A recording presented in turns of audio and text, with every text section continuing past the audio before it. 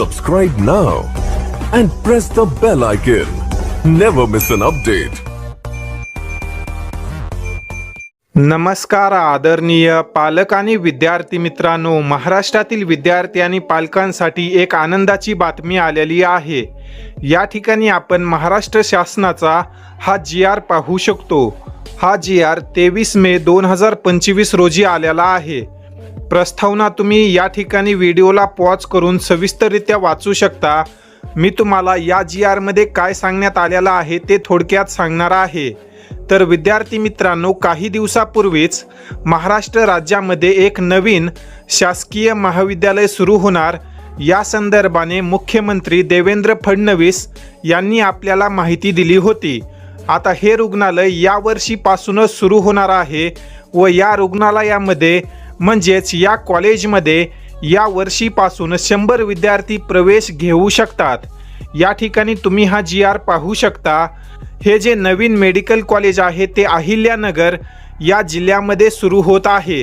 या ठिकाणी 430 रुग्णखाटांचे जे शासकीय मेडिकल कॉलेज आहे ते या वर्षीपासून सुरू करण्यात येत आहे।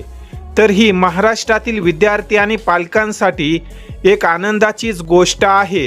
यावर्षी महाराष्ट्रामध्ये जवळपास आतापर्यंत 2 नवीन मेडिकल कॉलेज सुरू होणार या संदर्भाने आपल्याला अपडेट आलेले आहेत। या कॉलेजची घोषणा काही दिवसापूर्वीच मुख्यमंत्र्यांनी केलेली होती, परंतु असे वाटत होते की हे कॉलेज येणाऱ्या 1 ते 2 वर्षांमध्ये मेडिकल प्रवेश प्रक्रियेमध्ये येणार आहे। परंतु या वर्षीपासूनच या मेडिकल कॉलेजचा सहभाग मेडिकल प्रवेश प्रक्रियेमध्ये असेल। तुम्ही या ठिकाणी हे क्लिअरली वाचू शकता की अहिल्यानगर जिल्ह्यात 100 विद्यार्थी प्रवेश क्षमतेचे नवीन शासकीय वैद्यकीय महाविद्यालय स्थापन करण्याबाबत हा निर्णय आहे।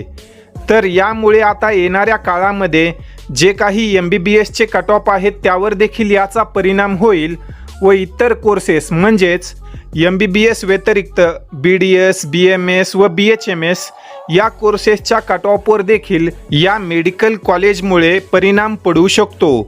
तर ही आनंदाची बातमी महाराष्ट्रातील इतर गरजू विद्यार्थ्यांपर्यंत शेअर करा। तसेच जर तुम्हाला या सर्व अपडेट्स तुमच्या मोबाईलवर हवे असतील तर तुम्ही आपला फ्री काउन्सिलिंग ग्रुप देखील जॉईन करू शकता। या फ्री व्हॉट्सॲपच्या काउन्सिलिंग ग्रुपवर तुम्हाला मेडिकल प्रवेश प्रक्रियेसंदर्भाने येणाऱ्या time to time update share केल्या जातात। या ठिकाणी आपण या व्हिडिओमध्ये थांबूया। धन्यवाद।